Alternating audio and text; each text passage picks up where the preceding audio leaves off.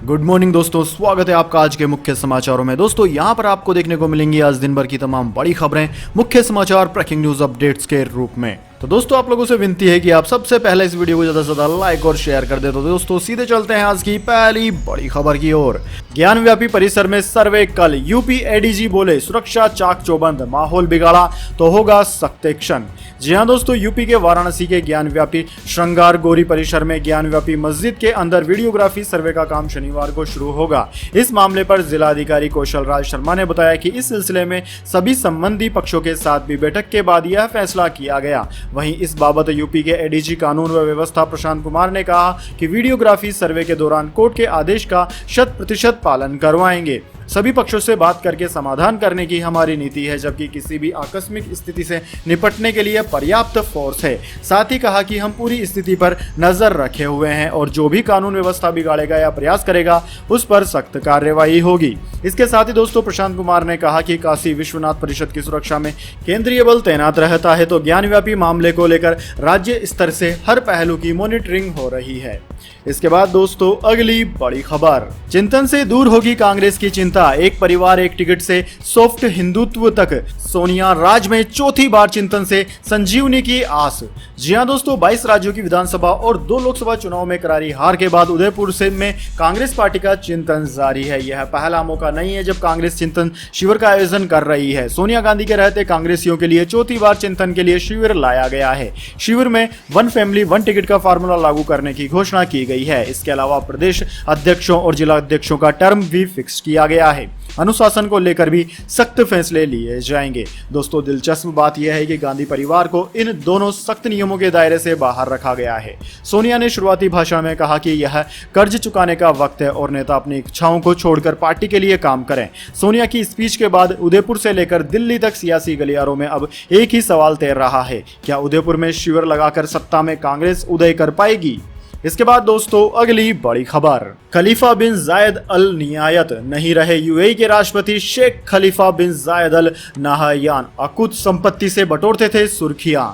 जी हाँ दोस्तों, संयुक्त अरब अमीरात के राष्ट्रपति शेख खलीफा बिन जायद अल नाहयान का 73 वर्ष की उम्र में निधन हो गया। वह 3 नवंबर 2004 से संयुक्त अरब अमीरात के राष्ट्रपति और अबू धाबी का शासक पद संभाल रहे थे।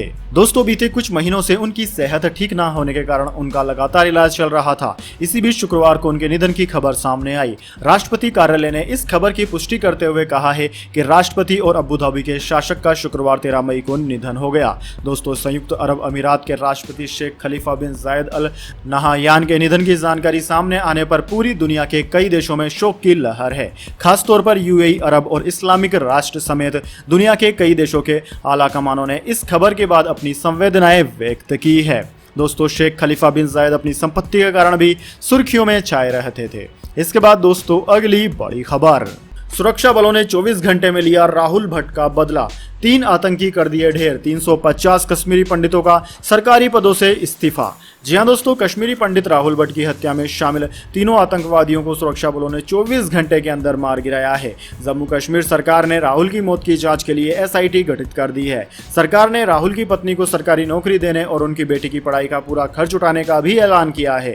उधर दोस्तों कश्मीरी पंडितों में लगातार निशाना बनाकर हो रहे हमलों से खौफ फैल गया है। इस टारगेट किलिंग के विरोध में 350 सरकारी कर्मचारियों ने एक साथ इस्तीफा दे दिया। गुरुवार को आतंकवादियों ने बड़गाम जिले के चडूरा तहसील ऑफिस में घुसकर क्लर्क राहुल भट्ट को शूट कर दिया। इसके बाद राहुल ने अस्पताल में इलाज के दौरान दम तोड़ दिया। घटना के बाद से ही इलाके में सर्च ऑपरेशन चल रहा था। इसी बीच पुलिस और सुरक्षा बलों के टीम को जानकारी मिली कि बांदीपोरा के बरार इलाके में कुछ आतंकी छिपे हुए हैं। शुक्रवार को आतंकवादियों और सुरक्षा बलों के बीच एनकाउंटर हुआ। इसमें राहुल की हत्या में शामिल 3 आतंकवादी ढेर कर दिए गए।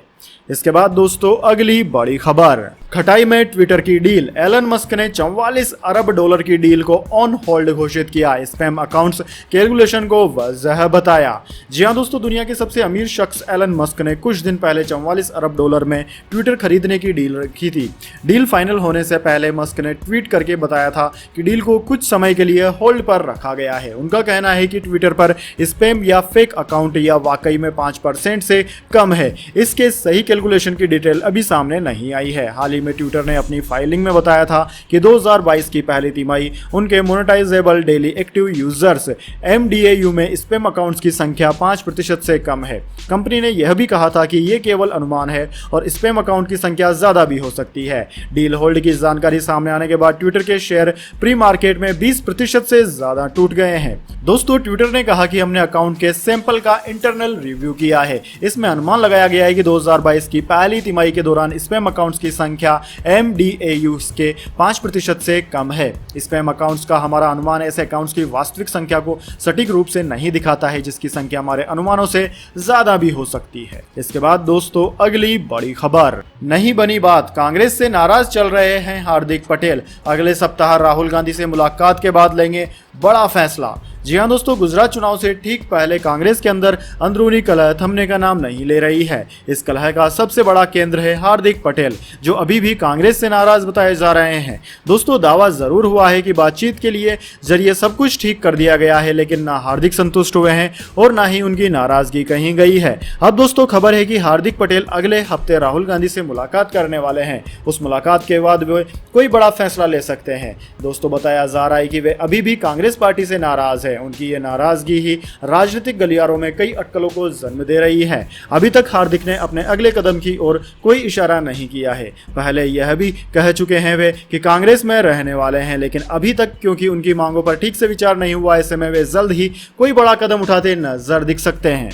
इसके बाद दोस्तों, अगली बड़ी खबर, ICICI बैंक ने घटाई ब्याज दरें, अब फिक्स्ड डिपॉजिट से होगी ज्यादा कमाई। जी हां दोस्तों, प्राइवेट सेक्टर के ICICI बैंक ने 2 करोड़ रुपए से अधिक लेकिन 5 करोड़ रुपए से कम की फिक्स्ड डिपॉजिट यानी कि FD पर ब्याज दरें बढ़ा दी हैं। बैंक ने इसकी घोषणा करते हुए 13 मई से नई दरें लागू करने की जानकारी दी। इस बदलाव के बाद बैंक अब 7 से 29 दिन में मैच्योर होने वाली जमा पर 2.75 के बदले 3% ब्याज दे रहा है। पहले 30 से 60 दिन में मैच्योर होने वाली जमाओं पर ब्याज दर 3% थी, लेकिन अब ब्याज दर 3.25% है। दोस्तों, ICICI बैंक 61 से 90 दिनों में मैच्योर होने वाली जमाओं पर 3.25% के बदले अब 3.40% ब्याज देगा। इसी प्रकार 91 से 184 दिनों में मैच्योर होने वाली जमाओं पर पहले ब्याज दर 3.5% थी, जो कि अब बढ़ाकर 3.6% कर दिया गया है।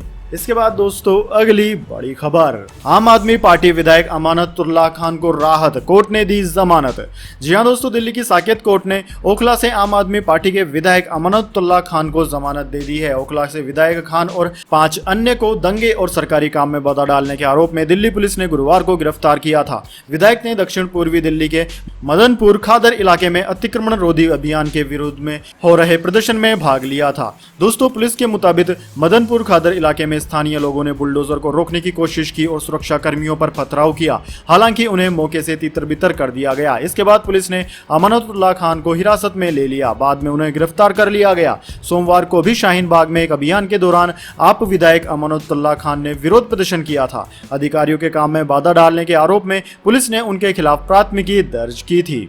इसके बाद दोस्तों, अगली बड़ी खबर, अब भारत नहीं आएगी Tesla electric car, Elon Musk ने इस एक वजह से बदल दिया पूरा प्लान। जी हां दोस्तों, लगता है कि एलन मस्क की कुंडली में टेस्ला कार के भारतीय बाजार में गृह प्रवेश का योग नहीं है। पिछले कई महीनों से इस कार की एंट्री को लेकर कभी हां कभी ना जैसी बातें सामने आ रही थी। हालांकि अब भारत में टेस्ला इलेक्ट्रिक कार को इंतजार करना और लंबा हो गया है। दरअसल दोस्तों, एलन मस्क ने इन गाड़ियों को इंडियन मार्केट में बेचने के प्लान को फिलहाल टाल दिया है। राइटर्स की खबर के मुताबिक टेस्ला इंक ने इंडिया में अपनी कारों के शोरूम के लिए जगह तलाशने का काम बंद कर दिया है। वहीं यहां काम कर रही अपनी टीम के कई लोगों को नई जिम्मेदारियां सौंप दी है। इस मामले से जुड़े 3 लोगों ने बताया कि कंपनी ने अपनी इंडिया की पूरी योजना को होल्ड पर डाल दिया है। टेस्ला और सरकार के बीच इंपोर्ट ड्यूटी घटाने को लेकर लंबे समय से बातचीत अटकी हुई है। अब इस डेडलॉक को लगभग साल भर से ज्यादा समय बीत चुका है। एलन मस्क चाहते हैं कि भारत में टेस्ला की फैक्ट्री लगाने से पहले सरकार उन्हें बनी बनाई इलेक्ट्रिक कारों को इंडिया लाने पर आयात कर में छूट दे, ताकि वह इंडियन मार्केट में अपनी कारों की डिमांड और रेस्पॉन्स टेस्ट कर सके। हालांकि सरकार यह साफ कर चुकी है कि अगर टेस्ला को इंडिया में कार बेचनी है तो उसे यहां फैक्ट्री लगानी होगी। वो इसके लिए सरकार की PLI स्कीम का लाभ उठा सकती है। भारतीय बाजार में टेस्ला की उन इलेक्ट्रिक कारों को नहीं बेचा जाएगा जो चीन में तैयार की गई है। इसके बाद दोस्तों, अगली बड़ी खबर, शेयर मार्केट अच्छी शुरुआत के बाद धराशायी हुआ, शेयर बाजार सेंसेक्स 992 अंक टूटकर हुआ बंद। जी हां दोस्तों, अच्छी शुरुआत के बाद फिर शेयर बाजार गिरावट के साथ बंद हुआ। दिन भर के ट्रेडिंग सेशन में उतार चढ़ाव के बाद सेंसेक्स और निफ्टी दोनों ही लाल निशान पर बंद हुए। दोस्तों, जहां एक तरफ सेंसेक्स में ऊपरी स्तर से 992 अंकों के करीब गिरावट रही, वहीं निफ्टी भी 15,800 के नीचे आ गया। इसी के साथ इस हफ्ते के अंतिम कारोबारी दिन भी शेयर बाजार लाल निशान पर बंद हुआ। दोस्तों, आज बाजार बंद होने तक सेंसेक्स में कल के बंद भाव से 137 अंकों की गिरावट के साथ 52,793 के स्तर पर बंद हुई। जबकि दोस्तों इंट्राडे में सेंसेक्स ने आज 53,786 तक का लेवल छुआ। वहीं निफ्टी भी आज 26 अंक टूटकर 15,782 के लेवल पर बंद हुआ। वहीं इंट्राडे में निफ्टी ने 16,084 का स्तर छुआ था। आज के ट्रेडिंग सेशन में बैंक और फाइनेंशियल शेयरों में जबरदस्त बिकवाली दिखी। दोनों ही इंडेक्स निफ्टी पर 1% से ज्यादा कमजोर होकर बंद हुए। इसके बाद दोस्तों अगली बड़ी खबर, धाकड़ की भूल भुलैया 2 से होगी भिड़त, क्लेश पर कंगना रनौत के बयान की करेंगे तारीफ।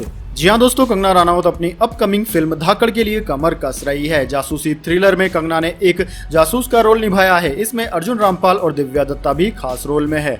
दोस्तों, फिल्म 20 मई को रिलीज होने के लिए तैयार है। यह बॉक्स ऑफिस पर कार्तिक आर्यन की भूल भुलैया 2 के साथ क्लेश कर रही है। दोस्तों, एक्ट्रेस ने हाल ही में 2 फिल्मों के बीच क्लेश के बारे में बात कही। उन्होंने कार्तिक आर्यन की भी तारीफ की, जिनकी फिल्म उसी दिन रिलीज होगी जिस दिन कंगना रनौत की धाकड़ रिलीज हो रही है। दिल्ली में धाकड़ के दूसरे ट्रेलर के लॉन्च के मौके पर बोलते हुए कंगना ने कहा कि महामारी के बाद किसी भी फिल्म को सिंगल रिलीज नहीं मिल सकती। वे आगे कहती हैं कि कई फिल्में हैं जिन्हें मेन स्ट्रीम रिलीज कर रही है, तो कोई ना कोई फिल्म सामने आ ही जाती है। जहां तक कार्तिक की बात है तो मुझे उनका काम बहुत पसंद है। मुझे लगता है कि वे आज के दौर के इंसान हैं जो अपने दम पर खड़े हैं। वे अपना काम अपनी क्षमता से कर रहे हैं। वे अपने दम पर आगे आए हैं और मैं इसके लिए उनकी बहुत तारीफ करती हूं। दोस्तों, कंगना ने धाकड़ और भूल भुलैया 2 के बीच कंपटीशन के बारे में बात करते हुए कहा कि ये दोनों फिल्में एक ही दिन रिलीज हो रही है और ऐसा नहीं है कि ये फिल्में 5,000 या 7,000 स्क्रीन पर रिलीज हो रही है। वे दोनों एक साथ आ सकते हैं और एक ही समय में अच्छा काम कर सकते हैं।